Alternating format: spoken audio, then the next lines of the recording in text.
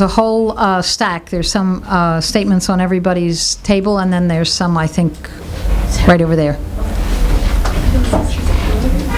Excuse me?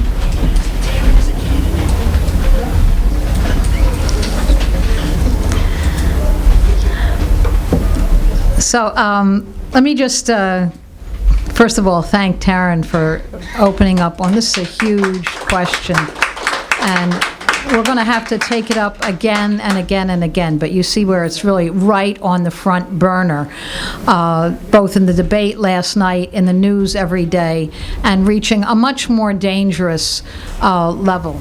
But before talking too much about Syria, let me just put this in a global context. I want to begin by mentioning something that happened today with President Duarte of the Philippines. Now this is huge. And it is the problem that U.S. imperialism faces everywhere. Faces in Syria, faces in Iraq, faces in Latin America, faces throughout Asia. Now, what did President Duarte of the Philippines do? He made a trip to China and announced that his economic, political, and even military relationships, alliances in the future would be with China. Oh my God. Now, that's a big shock, and it does show the changes that are coming on a world scale. And I want to raise it even in terms of the candlelight vigil that the activists from South Korea are having tomorrow night. Everywhere in the world, what does U.S. imperialism have to offer? Every single country. What were they offering to the Philippines or to South Korea? They were offering a weapons shield, a huge emplacement of a whole new level of missiles. What do they offer throughout the Middle East? Is a level of war and militarism and a level of instability and huge restriction and repression and no solution for the population. Even in terms of economic development, of trade, of normal life. Instead, it's weapons and confrontation, it's expanded militarism, it's threats on the encirclement of China and Russia. And every country has to ask, how will that help? I'm not even talking about revolutionary countries. How will this help the economic development? How will this help them provide for their own population? It's that expanded, enormous military presence in the absence of anything else that is creating a big international crisis. The U.S. today is the largest seller of weapons in the world, largest purchaser too, largest user. And also, segueing into Syria, I want to mention one other thing, very important, top of the news, and that is this onslaught, supposedly, against ISIS that the Iraqi army is taking part in Mosul, a city of more than 1 million people. And they're already predicting huge evacuations. And yet constant news articles, and the generals themselves, and Hillary Clinton also, said, what's the purpose of this offensive against ISIS in Mosul, a city in Iraq? It is to push ISIS into Syria. In other words, it's not to defeat ISIS. There's no effort really to defeat ISIS. In every way, it's how to even protect this leadership and push it into Syria. So it's the economic instability and the unpredictable military at the very same time. And on the eve, not only of the presidential elections, there was an article just 2 days ago in the Washington Post saying that we're on the eve of a new global financial crisis, and talking about just how dangerous this period is and what may be coming next. So in the face of this, there is this enormous increase, what Taryn was talking about, in war propaganda, in justification for what seems so simple, a no-fly zone as a humanitarian protection against the desperate people of Syria, always put together with a photo, a desperate child, a ruined building, and it seems very easy. It's really a prescription for World War III and a direct confrontation with Russia. And yet, every form of the media, but especially the social media and currents of what are normally considered progressive media, are championing this. And they're not doing it just on their own. They're doing it because there are U.S. AID funded organizations and U.S. corporate funded organizations that now have a humanitarian cover. And they are interviewed again and again and again by Democracy Now!, by National Public Radio, an email blast going out from Code Pink, and so on and on and on, giving a level of credibility to this message that, and calling for U.S. military intervention, U.S. no-fly zone to save desperate refugees. It pulls in a lot of people. It pulls in a lot of people.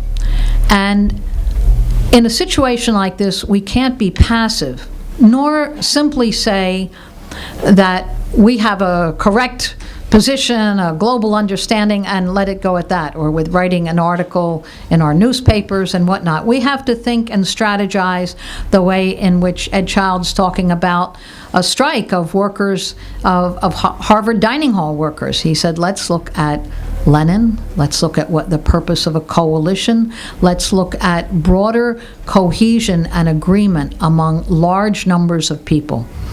Can we even get some common talking points, some basic agreement within the political movement as to what the problem is in Syria and what the solution is? So that is what's behind the hands-off Syria statement. It is first, and it's labeled an urgent message for peace on the eve of wider war.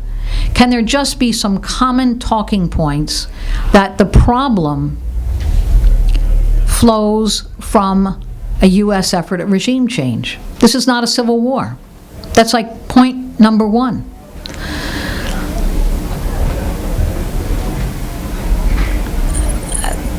It takes on very difficult points that a lot of people on signing it, there were real discussions with them. They would say, well, I'm for signing this, but I think the U.S. should get out, and NATO should get out, and Turkey should get out, and Saudi Arabia should get out, but so should Russia and Iran and Hezbollah. And then it's an opportunity to get into an exchange. There are, for more than 5, going into 6 years now, there has been an effort at regime change, at huge international intervention, and for the last 2 years, an uninvited, all-out bombing of Syria that has displaced half the population. Now, in the midst of this, Syria has a right under the UN Charter, under international law, to defend itself and call on other countries for assistance. And that's the difference between U.S. bombing and Russian bombing. So just being able to explain that to a large number of organizations, and at this point some 200 organizations have signed on to that. But again and again they've come back to that point.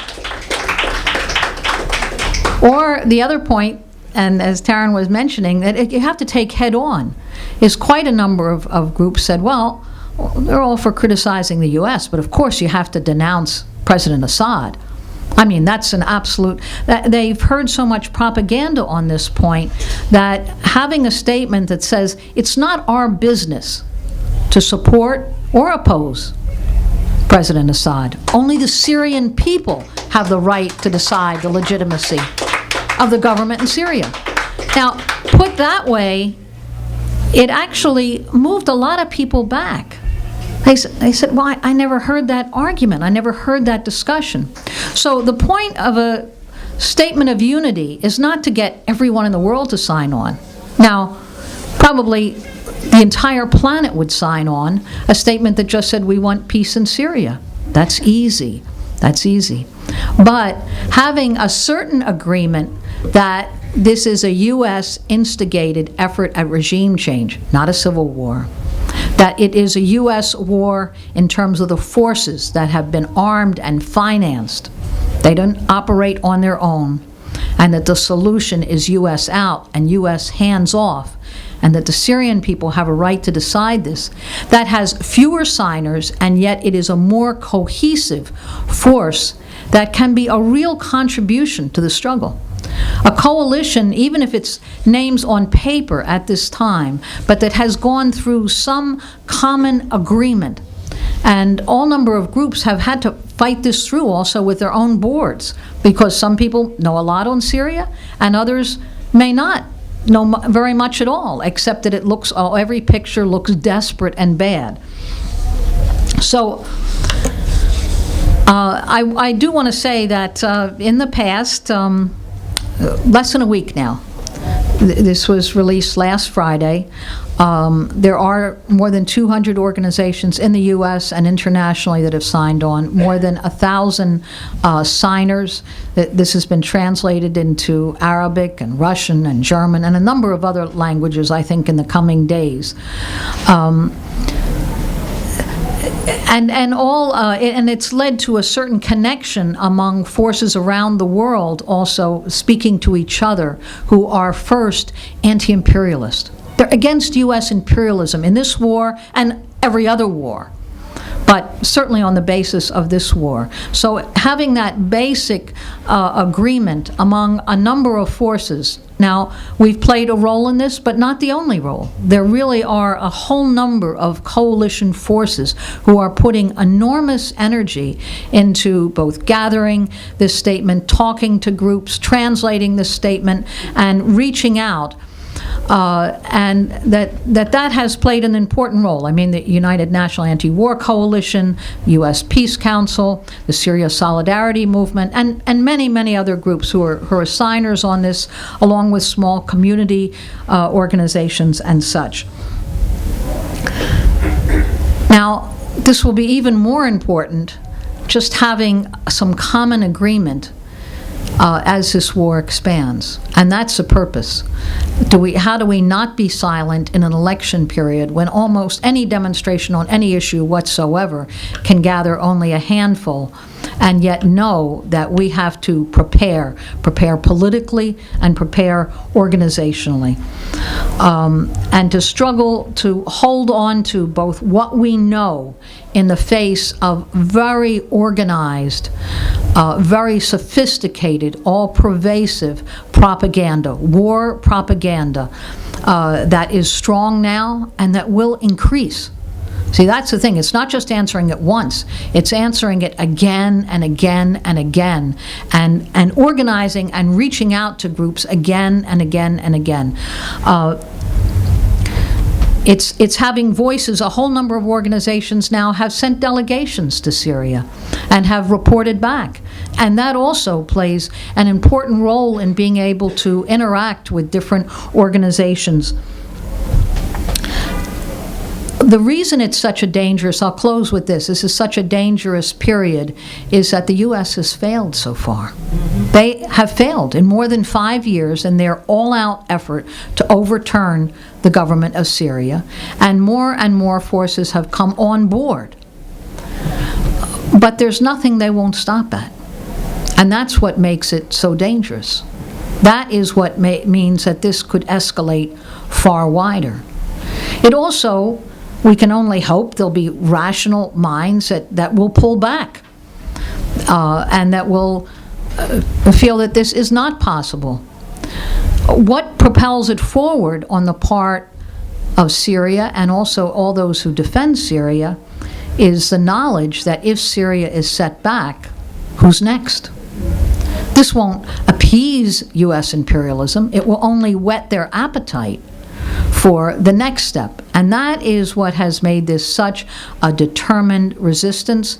This is one step that we're addressing tonight, but we should know that it's something that we're going to have to take up again and again, and that will play out in many ways with many other countries looking at this, and looking at this like they are in the Philippines, or like they are in many countries. Do they want to be on the side of a country that can only, an imperialist power, that can only offer them more weapons, a certainty of war, confrontation, or do they want to desperately try to pull away from that? And that is what U.S. imperialism is facing, and it is what we here in the center always have to think, how we're building international solidarity, reaching out to working people here, and reaching out as strongly as we can around the world. Thank you. I think I'll also take off on, it was a good question. It's a question of strategy and who we're talking to. A question about how U.S. imperialism, in organizing for a war, actually uses consciously some of the very people that they're targeting to speak for them and to speak against their own national and class interests. And it's something they've always done. And very consciously, we could think of the Vietnam War, or Nicaragua, or Iraq. It didn't just start with Syria or with Palestine, having consciously spokespeople, Afghanistan, who seemed to be applauding the U.S., begging for the assistance and help. One thing in Syria that's never happened before, in my memory, is that there is a large, pretty organized group of Syrian Americans in the U.S. who are opposed to this war and are determinedly defending Syria. And as a matter of fact, they've been the largest number of people at demonstrations. And those who are speaking for the no-fly zone, and particularly in the movement, they have trouble finding kind of one or two Syrian spokespeople. Our problem is to get many, many more of the rest of the population here. Now, and it's also standing up in other ways. I'm thinking there are parts of the movement who are very reactionary on this question, and they'll say, well, Syrians have no right to say anything in favor of their own president. We say that's absolutely their right. We think the people in the U.S. have no right to comment on it. It's up to Syria.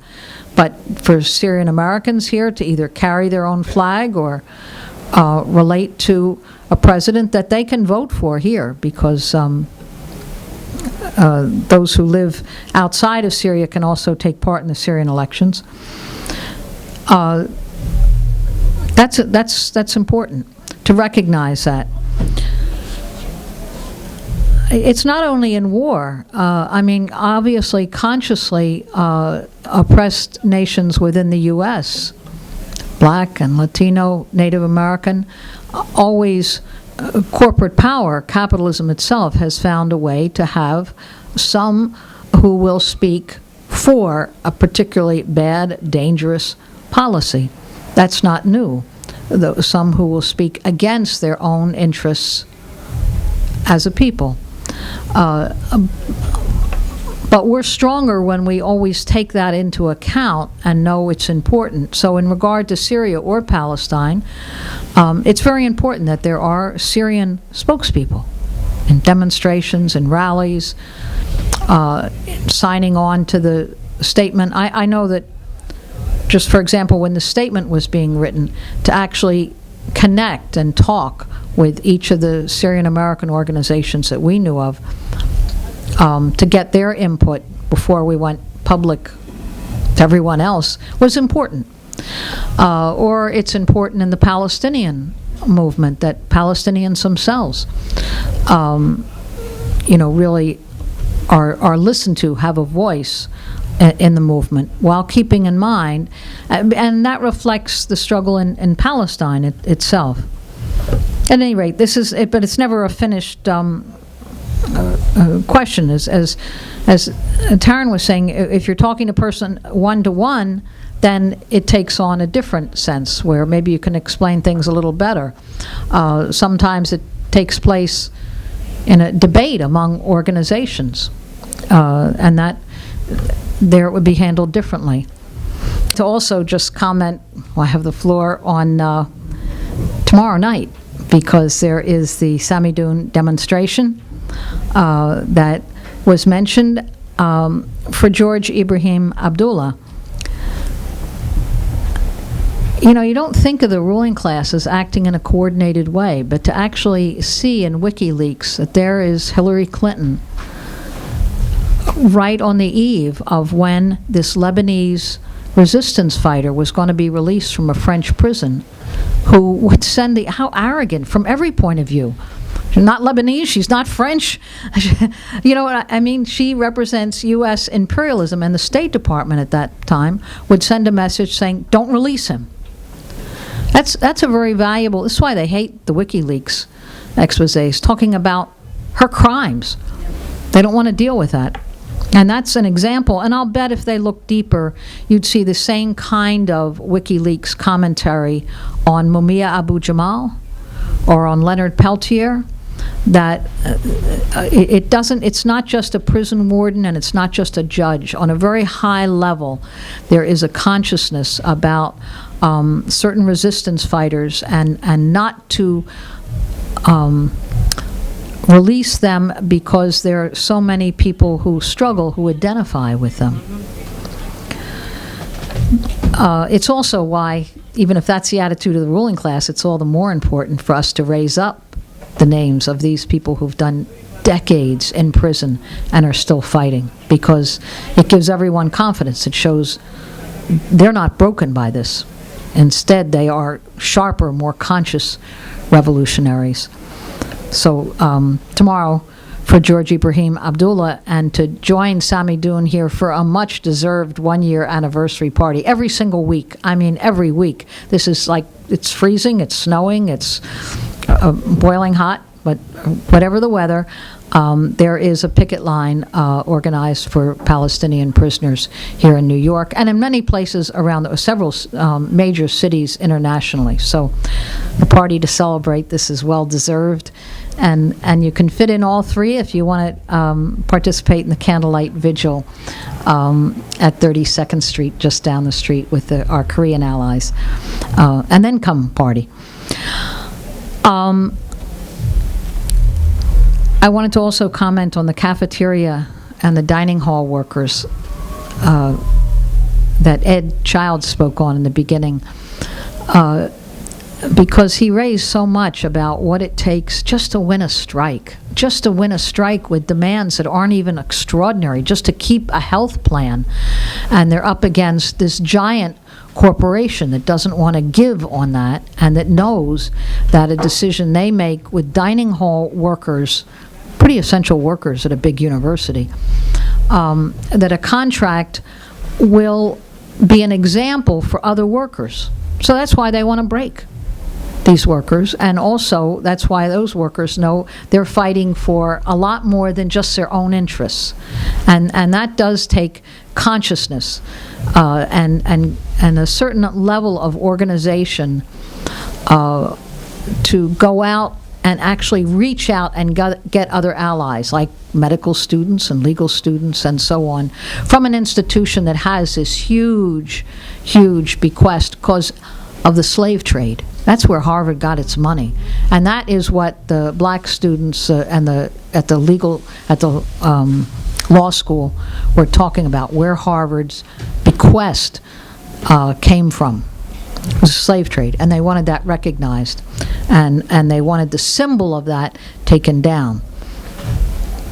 So raising that and linking it with this struggle, those are the kind of links that educate us.